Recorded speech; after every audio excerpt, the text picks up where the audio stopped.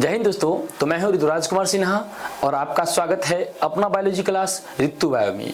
दोस्तों आइए इस वीडियो में आज हम जानेंगे इंटरमीडिएट बिहार बोर्ड कक्षा के प्रथम वॉल्यूम यानी कि 1 से लेकर के 4 चैप्टर तक के ऑब्जेक्टिव प्रश्न के बारे में। 1 से लेकर के 4 चैप्टर तक यानी कि फर्स्ट वॉल्यूम में जो इम्पोर्टेंट प्रश्न हैं, बोर्ड मॉडल प्रश्न हैं, उसके बारे में आइए हम अध्ययन करते हैं। तो निम्न में से बाहर निषेचन होता है। बाहर निषेचन मतलब जिसका शुक्राणु और अंडाणु शरीर से बाहर मिले यानी कि जल में मिले, तो उसका क्या हो जाएगा आंसर? मेढक। मेढक में क्या होता है? बाहरी निषेचन होता है। निम्न में से द्विलिंगी पादप है। द्विलिंगी मतलब जिसमें नर और मादा दोनों है, तो उस श्रेणी में आपका आते हैं आम। आम में क्या है? एक लिंगी और नर और मादा दोनों एक ही में पाए जाते हैं, इसलिए आम क्या है? आपका द्विलिंगी पादप है। मानव युग्मक में गुणसूत्र की संख्या कितनी होती है? पूछ रहा है मानव युग्मक में गुणसूत्र की संख्या पूछ रहा है। तो हम आप जानते थे कि मानव युग्मक में 23 पीस गुणसूत्र की संख्या होते हैं। मानव शरीर के गुणसूत्र का आधा मतलब मानव का शरीर डिप्लॉयड होता है, 2n होता है ना, जबकि युग्मक क्या होता है? अगुणित होता है, हैप्लॉयड होता है यानी कि n होता है। तो इसमें से हमारा ऑप्शन डी नंबर हो जाएगा, ऑप्शन 23 गुणसूत्र मानव के युग्मक में पाए जाते हैं। या अगर पूछ सकते हैं कि अंडाणु में कितने गुणसूत्र हैं, तो उसमें भी 23 हो जाएंगे। अगर पूछ देंगे शुक्राणु में कितने हैं, तो उसमें भी 23 हो जाएंगे, है ना। तो अगर अलग अलग करके पूछता है अंडाणु में तो भी 23 गुणसूत्र और शुक्राणु में तो भी 23 गुणसूत्र, और अगर एक साथ भी पूछ देता है कि मानव के युग्मक में कितना गुणसूत्र, तो भी 23 गुणसूत्र। निम्न में द्विलिंगी जीव कौन है? द्विलिंगी जीव मतलब जिसमें नर और मादा दोनों क्या हो? एक ही शरीर में पाया जाता हो, उसी को कहते हैं द्विलिंगी जीव। तो मानव नहीं, मानव एक लिंगी है, नर अलग शरीर में और मादा अलग शरीर में पाए जाते हैं। कुत्ता यह भी क्या है? एक लिंगी है, नर और मादा दोनों अलग में पाए जाते हैं। ए और बी दोनों नहीं, ये भी गलत है। आपका सी डी ऑप्शन है केचुआ। यस, केचुआ क्या है? एनिलिडा समूह में आता है और उसमें नर और मादा दोनों एक ही शरीर में होते हैं, यानी कि इसे जनन करने के लिए कहीं अलग जाने की जरूरत नहीं पड़ती है। नर युग्मक कौन सा संरचना है? पूछ रहा है नर युग्मक कौन सा संरचना है।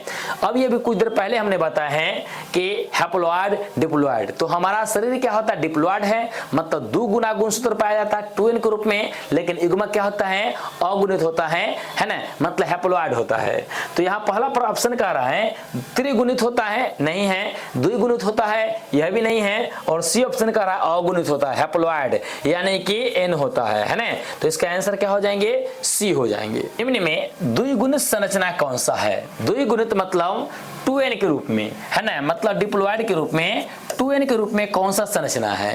तो यहाँ आपका ऑप्शन पहला ऑप्शन ही है युग्मनज।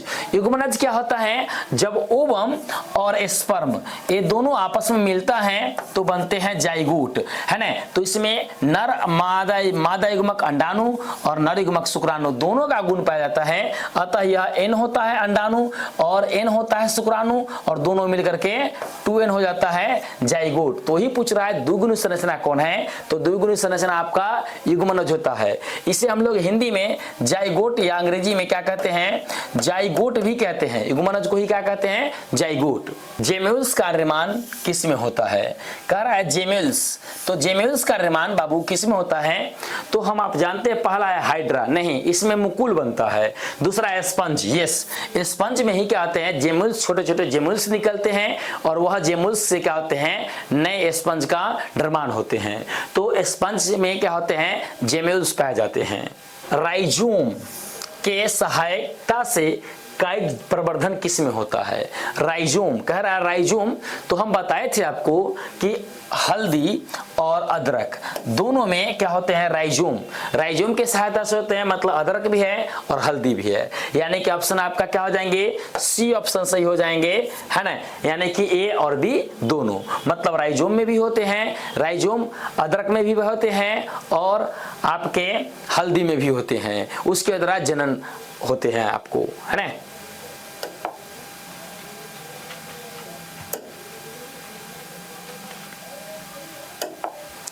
अगला प्रश्न बहुत इंपॉर्टेंट कर रहा है, भ्रूणपोष में कितने क्रोमोसोम होते हैं?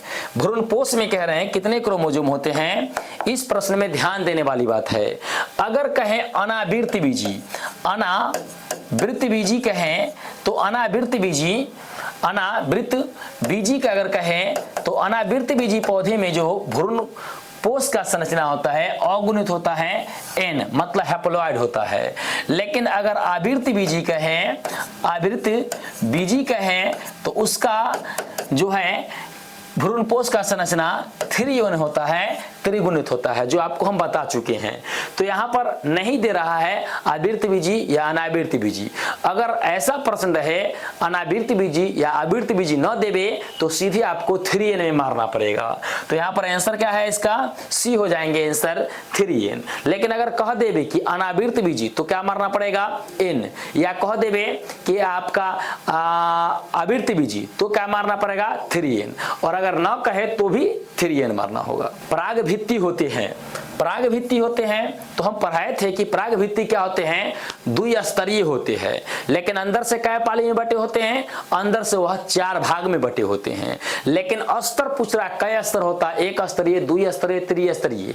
तो हम बताए थे कि पराग कण का पराग कोष क्या होते हैं? पराग भित्ति 2 स्तरीय। हाइड्रिला में परागन होता है। हाइड्रिला हम आप जानते हैं कि जल में पाए जाने वाले जीव के अंतर्गत आते हैं। तो जब जल में पाए जाएंगे तो इसका सही आंसर क्या हो जाएंगे? जल के द्वारा ही परागन हाइड्रिला में होते हैं। अनुमूलीय परागन वाले पौधे हैं। अनुमूलीय परागन मतलब जिसमें फूल पूरी तरह से बंद होते हैं, खुला नहीं होते हैं। जब अनुमूलीय परागन है, फूल पूरी तरह से बंद है, मतलब बाहर से परागकण जाने की सवाल ही नहीं है। यानी कि 100% इसमें क्या हो जाएंगे? 100 परागन ही होगा, अन्यथा नहीं होगा। तो यहाँ ऑप्शन दे रहा है 100 परागन। इसका आंसर क्या हो जाएंगे? 100 परागन ही हो जाएंगे। परागकोश का सबसे आंतरिक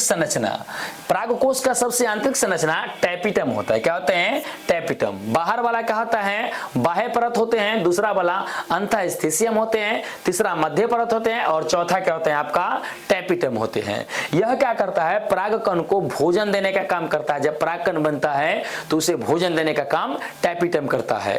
परागकोश का व्यास होता है। परागकोश का व्यास कितना होता है? तो हम आप जानते हैं कि परागकोश का व्यास 25 से 50 माइक्रोमीटर होता है। कितने होते हैं?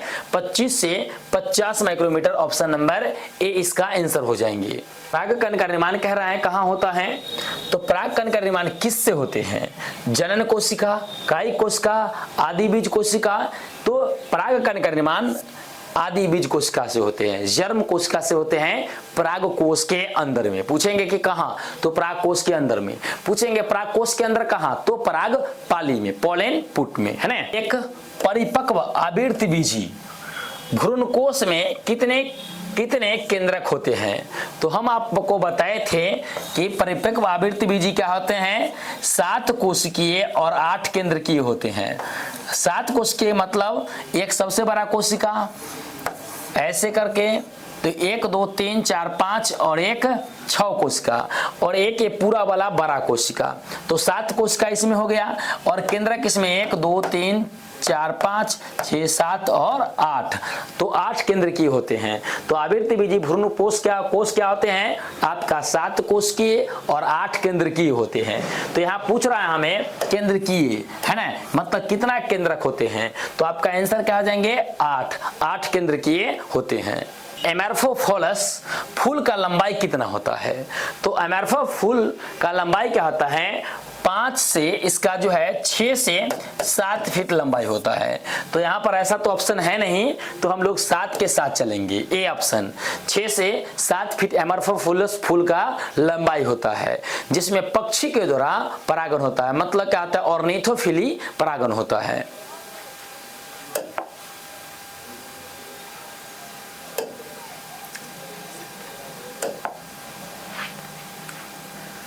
जिस बीज में भ्रूणकोश बचा रह जाता है, भ्रूणपोष होगा, यहाँ घोष लिखा गया है, घोष ना पढ़ेंगे आप लोग, भ्रूणपोष बचा रह जाता है, जिसमें भ्रूण के विकास के लिए भ्रूणपोष पाया जाता है और भ्रूण उस भ्रूणपोष को खाता है। लेकिन कुछ ऐसे भी पादप होते हैं जिसमें क्या होते हैं कि भ्रूणपोष बचा हुआ ही रह जाता है, भ्रूण उसका पूरा उपयोग नहीं कर पाता है। उसे हम लोग कहते हैं पेरिस्पर्म।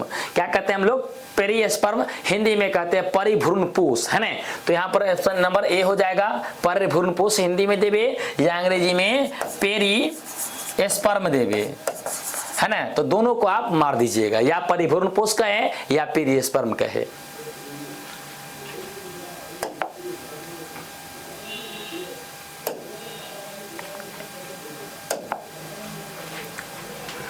केंद्रकीय कोशिका निषेचन के बाद किस में बदल जाता है? तो हम अभी कुछ देर पहले ही बताए थे कि ऐसे करके क्या होते हैं, कोशिका का संरचना होते हैं। ऊपर में जो 3 कोशिका होते हैं उसे हम लोग क्या कहते हैं, इसे एंटीपोडल सेल्स या एंटीपोडल सेल्स कहते हैं। और नीचे जो 2 पाए जाते हैं उसे सिनर्जिड्स कहते हैं। और इसके ऊपर में जो रहते हैं उसे अंडकोशिका कहते हैं। और यहाँ पर 2 केंद्रक पाए जाते हैं। तो होता क्या है कि प्राथमिक नर युग्मक क्या आते हैं प्राथमिक नर युग्मक, और वह क्या करता है, प्राथमिक नर युग्मक आकर के इस अंडाणु के साथ निषेचन कर लेता है और जाइगोट बना देता है। लेकिन पीछे से आ रहा दूसरा जो नर युग्मक होता है उसके लिए तो अंडाणु बचता नहीं है, तो वह क्या करता है, आकर के इस दोनों के साथ क्रॉस कर लेता है और 3 त्रिस्तरीय क्या करते हैं, 3 गुना गुणसूत्र वाले संरचना बनाता है, जिसको हम लोग कहते हैं भ्रूण पोष कहते हैं। क्या कहते हैं, भ्रूण पोष। तो इसका आंसर क्या हो जाएंगे आपका सी। तो अगर आपसे पूछेगा भ्रूण पोष द्वितीय केंद्रक क्या चीज का निर्माण करता है, तो भ्रूण पोष का निर्माण करता है। और इसीलिए कहता है भ्रूण पोष अगुणित की, द्विगुणित की, त्रिगुणित होता है, तो 3 गुणित होता है। क्यों 3 गुणित होता है, क्योंकि पहले से 2 केंद्रक है, मतलब 2n पहले से है ना, और प्लस बाद में अगुणित इसमें परागकण आकर के मिल गया n, तो अब कितने हो जाएंगे 3n, है ना। तो आपसे पूछेगा कि भ्रूण पोष क्या गुणित होता है, तो 3n होता है, त्रिगुणित होता है, जिसमें 2 गुणित क्या होते हैं आपका, उसका केंद्रक होते हैं, और 1 गुणित क्या होते हैं, द्वितीयक नर युग्मक होते हैं। इसका निर्जलीकरण क्यों किया जाता है? निर्जलीकरण कहने का मतलब है बीज में से पानी को निकाल देना। तो बीज से पानी को क्यों निकालेंगे, सीधी सीधी बात है, भंडारण करने के लिए। हम लोग खेत से बीज लाते हैं, उसे अच्छी तरह सुखाते हैं ताकि उसका नमी खत्म हो जाए और वह समय से पहले अंकुरित न हो। अगर समय से पहले अंकुरित हो जाएगा तो वैसे अनाज बर्बाद हो जाएंगे। तो अगर रोपना होता है तब उसमें नमी की मात्रा उपलब्ध कराते हैं, लेकिन अगर उसे भंडारित करना हो तो उसे निर्जलीकरण करते हैं, है ना। तो निर्जलीकरण पूछ रहा है क्यों करने के लिए, तो भंडारण हेतु। तो इसका आंसर क्या हो जाएंगे, सी हो जाएंगे। प्रत्येक वृषण में कितने वृषणपाली पाए जाते हैं, तो प्रत्येक वृषण में 250 वृषणपाली पाए जाते हैं। इसी वृषणपाली के अंदर, एक वृषणपाली के अंदर 1 से 3 की संख्या में शुक्र जनन नलिका पाई जाती है, सेमिनिफेरस ट्यूब, जिसमें स्पर्म का निर्माण होते हैं। एंड्रोजन हार्मोन का स्राव करता है, तो एंड्रोजन हार्मोन का स्राव कौन करते हैं, लेडिंग कोशिका करते हैं। एंड्रोजन और टेस्टोस्टेरोन दोनों का स्राव लेडिंग कोशिका के द्वारा किया जाता है। वीर्य में शुक्राणु कितना प्रतिशत होता है, तो कई बार बताए थे कि वीर्य में 10% शुक्राणु पाए जाते हैं, बाद बाकी के 90% पुरस्थ द्रव होते हैं या सेमिनल प्लाज्मा होते हैं। एक्रोसोम किसका भाग होता है, तो एक्रोसोम शुक्राणु का सबसे ऊपरी भाग होते हैं। किसका सबसे ऊपरी भाग होते हैं, शुक्राणु का। इसी एक्रोसोम में क्या होते हैं, 2 प्रकार के एंजाइम भरे होते हैं, हाइलुरिडेज और न्यूरिमिनिडेज। यही दोनों एंजाइम क्या करते हैं, अंडाणु के परत जोना पेलुसोदा और कोरोना रेडिएटा को निषेचन के समय गला देता है और अंडाणु के अंदर प्रवेश करके निषेचन की प्रक्रिया करता है। ग्राफियन पुटक कहाँ पाए जाते हैं, तो ग्राफियन पुटक सीधी सी बात है, ये पाए जाते हैं आपके अंडाशय में। ये अंडाशय में कहते हैं ग्राफियन पुटक बनते हैं, जिसमें अंडाणु का विकास होता है। अंडाशय से अंडाणु निकलने की प्रक्रिया को क्या कहते हैं, तो अंडाशय से निकलने की प्रक्रिया को अंडोत्सर्ग कहते हैं, या इंग्लिश में हम लोग ओव्यूलेशन कहते हैं। यह मासिक के 14वां दिन होता है ना। अगर इस समय क्या हो जाए, स्त्री शारीरिक संबंध बनाती है तो प्रेग्नेंट होने की संभावना उनमें बहुत ज्यादा होता है। मानव में अंडाणु का निषेचन कहाँ होता है, तो मानव में अंडाणु का निषेचन अंडवाहिनी, या इसी को हम लोग कहते हैं फैलोपियन ट्यूब। क्या कहते हैं, इसी को कहते हैं फैलोपियन ट्यूब, या इसी को कहते हैं डिंब वाहिनी। आप लोग घबराएंगे नहीं, तो इसे अंडवाहिनी कहिए या फैलोपियन ट्यूब कहिए या डिंब वाहिनी कहिए, तीनों। रबिस या कोलेस्ट्रम में प्रचुर मात्रा में पाए जाते हैं। रबिस या कोलेस्ट्रम है क्या, तो प्रसव के बाद जो महिला के स्तन से प्रथम गाढ़ा पीला चिपचिपा दूध निकलता है उसे रबिस कोलेस्ट्रम या खीस कहते हैं। इसमें बहुत ज्यादा मात्रा में एंटीबॉडी पाया जाता है। इस दूध को हर हालत में नवजात शिशु को पिलाना चाहिए, इससे उसको एंटीबॉडी काफी ज्यादा मात्रा में मिलता है।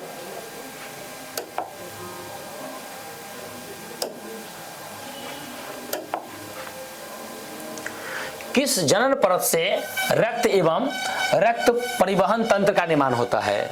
तो वह होते हैं मीजोडर्म। बताए थे भ्रूणावस्था में बनते समय हमारा शरीर 3 परत पाए जाते हैं, एक्टोडर्म, मीजोडर्म और एंडोडर्म।